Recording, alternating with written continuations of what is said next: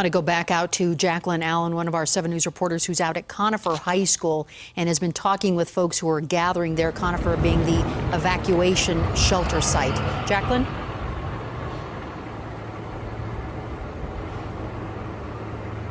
We are talking to people here who have been evacuated. They were told leave now, and they are all gathering right now here at Conifer High School.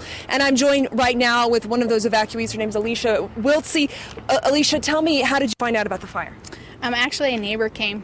Our power had just gone out. Nobody in the neighborhood had power, and so I didn't get the reverse 911.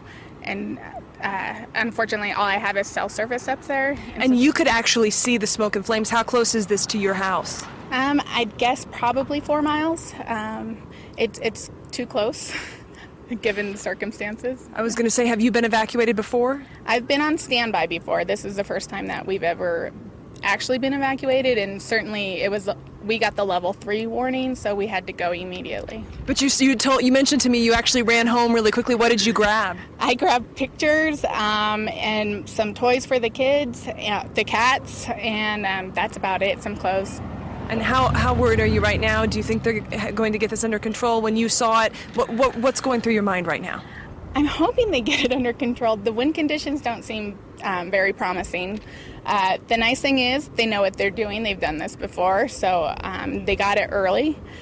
So I'm hoping. I don't really have any other thing to do but hope at this point. Thank you so much for You're sharing your welcome. story, Alicia. We really appreciate it. And we've been talking to a lot of people here. Neighbors are sharing their stories right now, saying, I was driving down from this road, and they were asking which roads are closed down. People are sharing information sort of on their own right now. Alicia told me she hasn't even gone inside the high school. You can see over here there are a lot of people gathering around in this little seating area. I mentioned earlier, everyone and their dog is here. We're seeing a lot of people with their pets. This was a safe place they could come and find some shelter and get some information by exchanging with other neighbors. And people are describing a pretty harried scene when these level 3 evacuations went out. I heard one neighbor say people were driving by and you could tell they were scared. They were trying to get up to their house in time to grab their belongings like Alicia did and then get back out. Reporting live at Conifer High School, the evacuation center for the Bluebell Fire, Jaclyn Allen, 7 News. All right, thank you, Jaclyn, and we will continue to check back in with you. Jaclyn was talking about those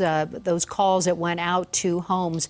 We just learned from the Jeffco Sheriff's Department that they actually made calls to 9,911 homes. That's how serious they were about getting that alert out to those folks. 9,911 homes.